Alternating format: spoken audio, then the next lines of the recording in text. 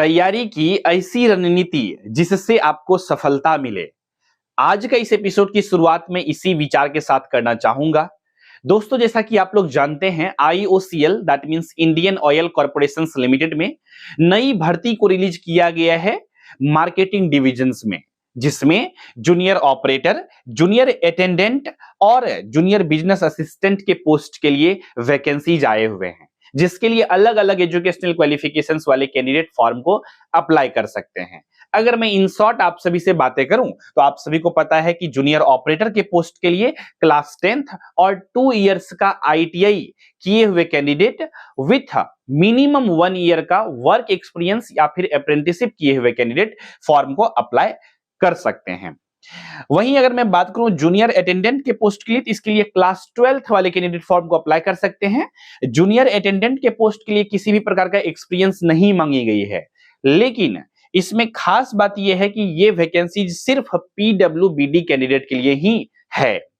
तो ऐसे में दुखद बात है उन सभी लोगों के लिए जो जनरल हैं, अनरिजर्व्ड हैं, OBC हैं, SC ST हैं, उन सभी के लिए बेसिकली जूनियर अटेंडेंट पोस्ट के लिए वैकेंसीज नहीं है इस बार। इसके बाद मैं बात करता हूं जूनियर बिजनेस असिस्टेंट के पोस्ट के लिए, जिसके लिए किसी भी स्ट्रीम से ग्रेजुएट किए हुए कैंडिडेट इस फॉर्म को अप्लाई कर सकते हैं। विथ मिनिमम 1 ईयर का वर्क एक्सपीरियंस होना चाहिए, खासतौर पे कंप्यूटर ऑपरेटिंग के बारे में। I hope basic educational qualifications को आप लोग बहुत सिंपल तरीका से समझ गए होंगे। चलिए अब हम लोग आगे बढ़ते हैं, क्योंकि हम लोगों का इस वीडियोस का टॉपिक ये है कि हम लोग आज ये तीनों ही पोस्ट के एग्जामिनेशन पैटर्न और सिलेबस को बहुत ही आसान और सिंपल तरीका से समझने वाले हैं। तो दोस्तों, आज के इस एपिसोड को डिटेल में शुरू करने से पहले आप सभी से एक छोटी सी रिक्वेस्ट है। अगर आप लोग हमारे SK ट्यूटोरियल यूट्यूब चैनल पे पहली बार विजिट किए हैं तो इस चैनल को सब्सक्राइब कर लीजिए फॉर मोर वीडियोस की नोटिफिकेशंस को पाने के लिए, ताकि आने वाले दिनों में जो भी मैं IOCL एग्जामिनेशंस के प्रिपरेशन से रिलेटेड वीडियोस को डालूं या फिर सैंपल पेपर प्रैक्टिस सेट करवाऊं या कुछ भी सिलेबस से रिलेटेड टॉपिक को डालूं, तो आप सभी को लेटेस्ट अपडेट के रूप में वीडियोस का नोटिफिकेशंस चला जाए। ठीक है, तो आई होप आप लोग सब्सक्राइब कर लिए होंगे। तो चलिए इसी विचार के साथ अब हम लोग सफर की शुरुआत करते हैं। दोस्तों, अगर आप लोग प्रिपरेशन करना चाहते हैं IOCL एग्जामिनेशंस का, तो आप लोग हमारे कंप्लीट बैच में भी इनरोलमेंट ले सकते हैं। सिंपल में गूगल प्ले स्टोर से SK ट्यूटोरियल ऐप को अपने फोन में इंस्टॉल करिएगा। ऐप में लॉग इन करके इस बैच को परचेज कर सकते हैं। ये तीनों ही पोस्ट के लिए बैच को बनाई गई है, जिसमें कि junior operator grade 1, junior attendant grade 1 और जूनियर बिजनेस असिस्टेंट ग्रेड 3, ये तीनों ही पोस्ट के लिए बैच को बनाया गया है। तीनों ही पोस्ट का लगभग में सिलेबस सेम ही है, सिर्फ जूनियर ऑपरेटर में आपका ITI ट्रेड और जनरल साइंस से रिलेटेड क्वेश्चंस आपको देखने को मिलेंगे। बस बाद बाकी सिलेबस जो है नॉन टेक्निकल पार्ट का सभी पोस्ट के लिए सेम ही है, इसीलिए एक ही बैच बनाया गया है। तो इस बैच में आप लोग इनरोलमेंट ले सकते हैं। एडमिशन से रिलेटेड किसी भी प्रकार का जानकारी के लिए स्क्रीन पे जो नंबर आ रहा है उस नंबर पे कॉल करके जानकारी ले सकते हैं। उम्मीद करते हैं किसी भी प्रकार का डाउट, क्वेश्चंस, कंफ्यूजन नहीं रहा होगा। अगर है तो इस वीडियो के चैट सेक्शंस में, कमेंट सेक्शन में भी लिख करके पूछ सकते हैं। चलिए अब हम लोग आगे बढ़ते हैं, आते हैं टॉपिक पर। जैसा कि आप लोग जानते हैं कि ये है IOCL का बेसिकली ऑफिशियल नोटिफिकेशंस जो रिलीज किया गया है वैकेंसीज वाला। यहां पर मैंने इसको ओपन करके रखा है कि जूनियर ऑपरेटर के पोस्ट के लिए, जैसा कि आप लोग देख पा रहे हैं कि टोटल 10 ITI के ट्रेड वाले कैंडिडेट फॉर्म को अप्लाई कर सकते हैं। जिसमें कि अलग अलग आप लोग ITI के ट्रेड के नाम देख रहे होंगे अपने स्क्रीन के ऊपर। मैं ज्यादा पढ़ के इसको टाइम बर्बाद नहीं करना चाहूंगा, क्योंकि मैं समझता हूं कि आप सभी का टाइम जो है बहुत इंपॉर्टेंट है और आप सभी लोग टाइम बचाएंगे। तो कुछ लोग तो ईमानदारी पूर्वक प्रिपरेशंस करेंगे, कुछ लोगों के लिए इंस्टाग्राम रील्स और यूट्यूब का शॉर्ट्स देखने के लिए भी बेसिकली टाइम चाहिए होता है, तो उनके लिए भी टाइम बचाना होता है। ठीक है, तो इसमें एजुकेशनल क्वालिफिकेशंस वाइज तो हम लोगों ने बातें कर ही लिया है। अच्छा, यहाँ पे जो जूनियर ऑपरेटर ग्रेड 1 का पोस्ट है, इसको लेकर के बहुत सारे बच्चों को कंफ्यूजन रहता है कि सर जो एग्जामिनेशन पैटर्न लिखे गए हैं, सिलेबस लिखे गए हैं कि ट्रेड रिलेटेड 50 क्वेश्चंस रहेंगे और 50 क्वेश्चंस जनरल साइंस, मतलब ट्रेड या फिर जनरल साइंस रिलेटेड। तो इसमें क्या समझूं मैं? देखिए, इसके बारे में मैंने बहुत बार क्लियरिफिकेशंस दे दिया है आप सभी को। ध्यान से समझिएगा। ये देखिए 10 ITI ट्रेड वाले कैंडिडेट फॉर्म को अप्लाई कर सकते हैं, फॉर्म को अप्लाई करने के लिए एलिजिबल हैं।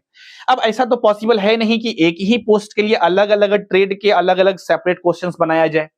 तो क्या किया जाएगा, एक यूनिवर्सल पेपर को रेडी किया जाएगा जो कि सभी बच्चे आंसर्स को दे सके, इस प्रकार के क्वेश्चंस को बनाए जाएंगे।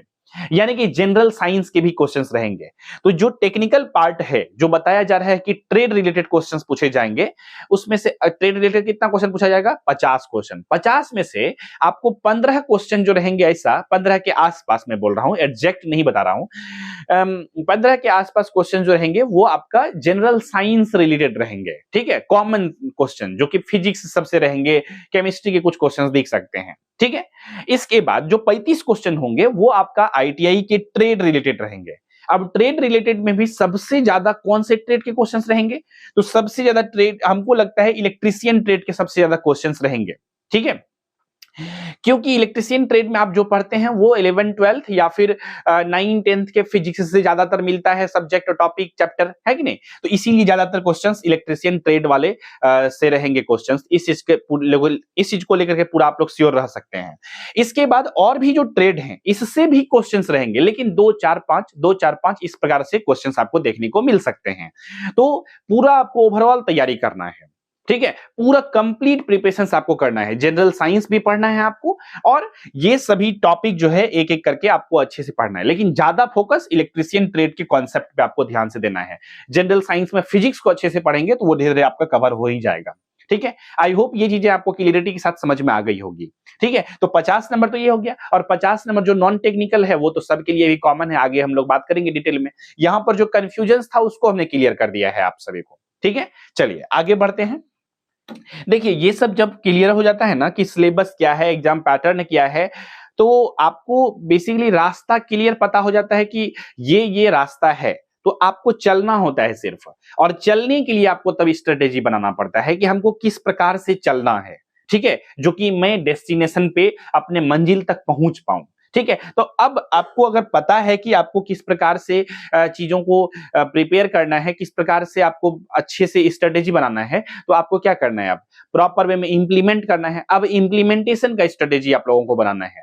रियल में अगर आपको चाहिए इस बार आईओसीएल में जॉब, तो आपको अच्छे से प्रॉपर वे में, सिस्टमेटिक वे में आपको प्रिपरेशन करनी होगी।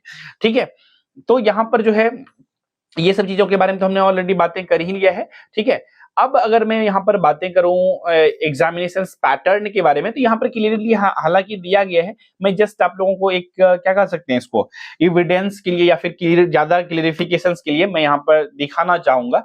बेसिकली आप देख सकते हैं सिलेक्शन मेथोडोलॉजी जो है यहाँ पर क्लियरली दिया गया है कि फॉर जूनियर ऑपरेटर के पोस्ट के लिए कंप्यूटर बेस्ड टेस्ट होंगे, और जो भी बच्चे कंप्यूटर बेस्ड टेस्ट में क्वालिफाई कर लेंगे उसका फिर एसपीपीटी टेस्ट होगा। एसपीपीटी टेस्ट क्या होता है? जो पहली बार मेरे वीडियोस को देख रहे हैं उनके लिए बता देता हूं मैं कि ये होता है स्किल फिजिकल प्रोफिशिएंसी टेस्ट या फिर स्किल प्रोफिशिएंसी फिजिकल टेस्ट, जो भी बोलिए।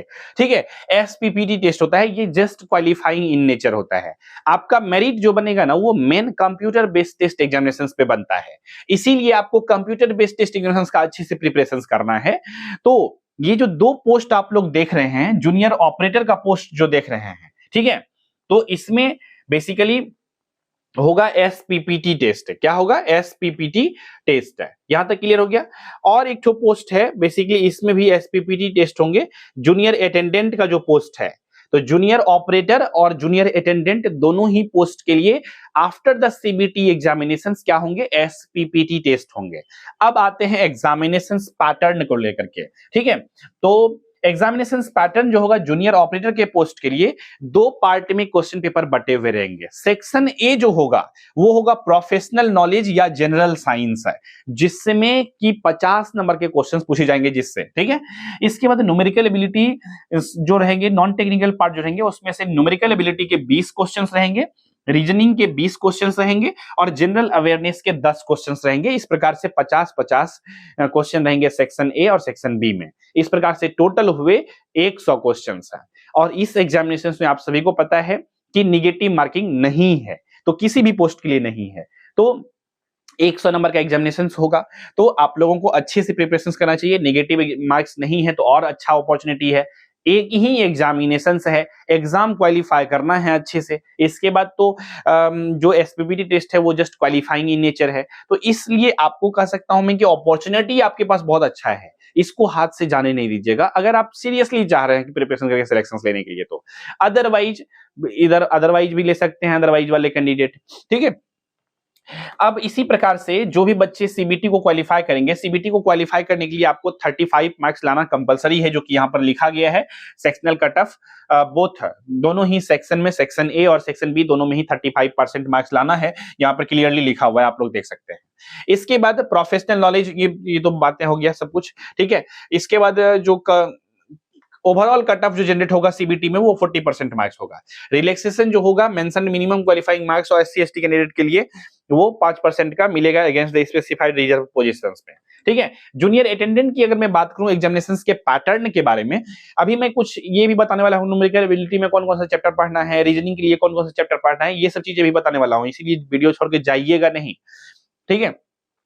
देखिए जूनियर अटेंडेंट में आपको क्या पढ़ना है, न्यूमेरिकल एबिलिटीज के 40 क्वेश्चन आएंगे, रीजनिंग के 40 क्वेश्चन आएंगे और जनरल अवेयरनेस के 20 क्वेश्चन आएंगे, यानी कि कुल मिलाकर के आपको जूनियर अटेंडेंट के पोस्ट के लिए मैथ, रीजनिंग और जनरल अवेयरनेस पढ़ना है और कुछ नहीं पढ़ना है, इतना चीज ही करना है आप सभी को। तो आप नॉन टेक्निकल आपको सिर्फ पढ़ना है।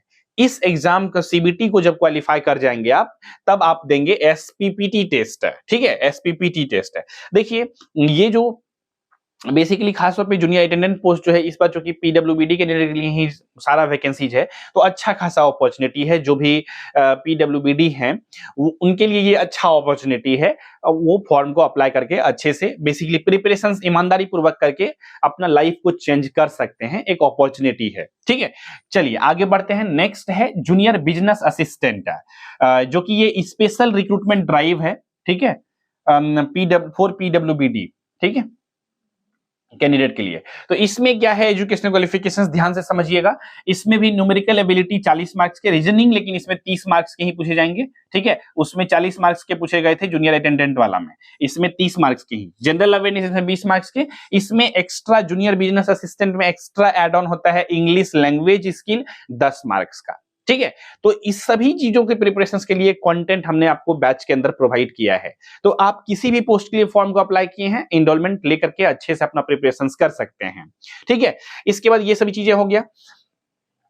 एग्जामिनेशंस में गलती को क्वेश्चंस को अटेम्प्ट करने के बाद आपको नेगेटिव मार्किंग नहीं है। अच्छा एक चीज और मैं यहाँ पे जानकारी के लिए बताना चाहूंगा कि जो जूनियर बिजनेस असिस्टेंट है, जिस प्रकार से जूनियर ऑपरेटर और जो जूनियर अटेंडेंट पोस्ट है, इस दोनों के लिए सीबीटी एग्जामिनेशंस के बाद क्या होता है, एसपीपीटी टेस्ट होगा, क्लियर है। उसी प्रकार से जूनियर बिजनेस असिस्टेंट के पोस्ट के लिए सीबीटी एग्जामिनेशंस होने के बाद सीपीटी एग्जामिनेशंस होगा। मतलब क्या कि कंप्यूटर प्रोफिशिएंसी टेस्ट होगा, ठीक है, किसके लिए, जूनियर बिजनेस असिस्टेंट पोस्ट के लिए। यहां पर पूरा क्लियर रहिएगा इस सब चीजों को लेकर के, ठीक है। यहां पर पूरा हो गया, क्लियरिटी आ गया होगा। और ये सभी चीजें हैं। तो सिलेक्शन एग्जामिनेशन पैटर्न को आप लोग समझ गए। अब बात कर लेते हैं हम लोग कि डिटेल सिलेबस क्या है। चलिए आते हैं हम लोग यहां पर, आगे बढ़ते हैं, ठीक है। डिटेल सिलेबस को हम लोग देख लेते हैं। यहां पर देखिए रीजनिंग में आपको ये सभी चैप्टर्स को पढ़ना है।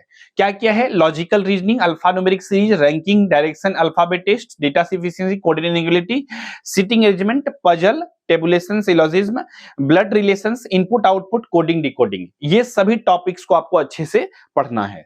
इसके बाद देखिए हमने यहां पर ही बहुत सारी चीजों को ऐड कर दिया है, रैंकिंग, डायरेक्शन, अल्फाबेट टेस्ट, तो बहुत सारे चैप्टर्स ऐसे हो जाते हैं, तो कम जगह में हमने एडजस्ट कर दिया है। इसके बाद न्यूमेरिकल एबिलिटी की मैं बात करूं तो आपको basically simplifications, profit loss, mixture alligation, simple interest, work time और टाइम डिस्टेंस, मेंसुरेशन में cylinder, cone sphere, data interpretation, ratio and proportion, percentage, ठीक है, और number system, sequence and series, ये सभी चैप्टर्स को आपको अच्छे से पढ़ना है।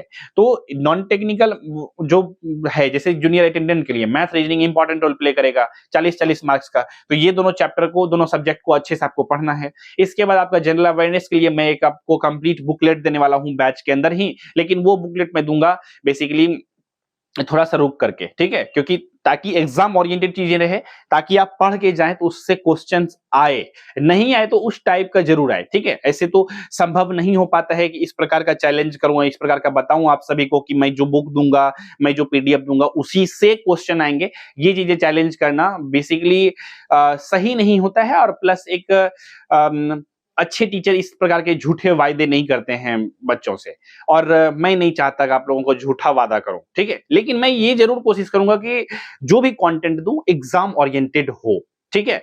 अब आएंगे कि नहीं आएंगे ये चीजें थोड़ा सा अनसर्टेन तो रहती ही है ना, मतलब एग्जाम में क्वेश्चंस कैसा बनेगा ये थोड़े ना किसी भी टीचर्स को पता होता है, बट हाँ एग्जाम ओरिएंटेड रहते हैं तो कभी कभी आ भी जाते हैं, है ना। तो इस चीजों पे पूरा फोकस तो रहता ही है, एग्जाम ओरिएंटेड चीजें हो। तो ये हो गया मैथ्स रीजनिंग का सिलेबस। आईटीआई वाला तो वो जो टेक्निकल पार्ट है उसके बारे में तो बैच में अलग से हम लोग डिटेल में समझेंगे ही, लेकिन जो जनरल अवेयरनेस वाला बुकलेट मैं दूंगा ही। तो इस प्रकार से आप पूरा कंप्लीट प्रिपरेशंस कर सकते हैं। आई होप दोस्तों ये सभी चीजें आप लोगों को समझ में आ गया होगा एग्जामिनेशन पैटर्न और इसके बारे में। अब आप लोगों को क्या करना है कि एक प्रॉपर वे में स्ट्रेटेजी बनाइए और अपना प्रिपरेशंस की शुरुआत करिए, ठीक है। अगर आप आज से प्रिपरेशन की शुरुआत करते हैं ना, अप्रैल तक में आप सिलेबस को कंप्लीट कर सकते हैं। और एक बार सिलेबस को अच्छे से कंप्लीट कर लिए तो बेसिकली आप एग्जामिनेशंस में जाएंगे ना, तो आपको फील होगा कि आप तैयारी करके आए हैं इस एग्जामिनेशंस को देने के लिए। तो आप में एक पॉजिटिव वाइब्स कहते हैं ना, पॉजिटिव एनर्जी रहेगा कि हाँ इस बार आप कुछ बेहतर करके आए हैं। आपको एक उम्मीद होगा कि आप इस बार एग्जामिनेशंस को क्वालिफाई कर सकते हैं। ऐसे तो भीड़ बढ़ाने के लिए बहुत लोग फॉर्म भर देते हैं, एग्जाम सेंटर पे बहुत भीड़ दिखेगा आपको जब जाइएगा। तो क्या सभी लोग तैयारी करके गए होते हैं? नहीं, कुछ लोग तो फॉर्म भर के सो जाते हैं और एग्जाम का एडमिट कार्ड आएगा तब जगते हैं। और ये मैं ऐसे हवाबाजी नहीं कर रहा हूं, हवा में नहीं बातें कर रहा हूं, ये मैं अपना बैच में भी देखता हूं। एडमिट कार्ड आएंगे तब बहुत सारे बच्चे बैच को खोजना शुरू करते हैं। क्या पढ़ लोगे 10 दिन में? यहाँ पे नोटिफिकेशंस आता है 2 महीना 3 महीना पहले, तो तभी से प्रिपरेशंस करना चाहिए अगर आप सीरियस कैंडिडेट हैं तो, ठीक है। तो क्या कर सकते हैं, ठीक है। तो जो बच्चे अब आते हैं एग्जामिनेशंस के लास्ट मोमेंट में बैच में इनरोलमेंट लेते हैं, लास्ट मोमेंट में रिवीजन करते हैं, वो ठीक से सिलेबस तो नहीं ही पढ़ पाते हैं, पता नहीं क्या पढ़ते हैं, लेकिन आते हैं बैच में तो स्वागत तो रहता ही है, क्योंकि बिजनेस पर्सपेक्टिव से भी चीजों को देखना होता है। तो आते हैं तो अच्छा बात है, वेलकम है, स्वागत है आप सभी का एसके ट्यूटोरियल में, ठीक है। तो प्रिपरेशंस लेकिन जो जेन्युइन कैंडिडेट है मैं यही कहूंगा स्टार्टिंग से करिए अगर सिलेक्शंस चाहिए तो। लास्ट मोमेंट में आने के बाद आपको बेसिकली बहुत ज्यादा इफेक्टिव वे में आप कोर्स को यूज नहीं कर पाते हैं, पूरा पढ़ नहीं पाते हैं, तो एग्जाम में अच्छा परफॉर्मेंस नहीं हो पाती है। तो अभी तक आप अगर आपने पूरा वीडियोस को लास्ट तक अभी तक देखा है तो मैं ऐसा उम्मीद करता हूं कि आप लोग एक सीरियस कैंडिडेट हैं। और अगर आप चाहते हैं सीरियसली प्रिपरेशंस करने के लिए किसी भी पोस्ट के लिए, तो आप लोग जो है हमारे बैच में इनरोलमेंट ले सकते हैं, ये एक ऑप्शन है। आई होप किसी भी प्रकार का डाउट क्वेश्चन कंफ्यूजन नहीं रहे होंगे।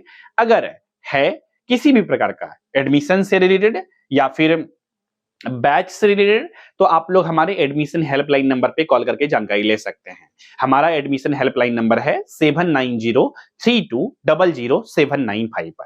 आई होप ये सभी चीजें समझ में आ गई होगी। इस वीडियो से संबंधित किसी भी प्रकार का आप सजेशन देना चाहते हैं मुझे, तो इस वीडियो से कमेंट सेक्शन में लेकर के मुझे भेज सकते हैं। और चैनल पे नए हैं तो इस चैनल को सब्सक्राइब कर लीजिए फॉर मोर वीडियोस की नोटिफिकेशंस को पाने के लिए। तो इसी विचार के साथ रखते हैं आज के इस एपिसोड में बस इतना ही। मिलेंगे आप सभी से बहुत जल्द ही अगले एपिसोड में, तब तक के लिए नमस्कार, जय हिंद, वंदे मातरम।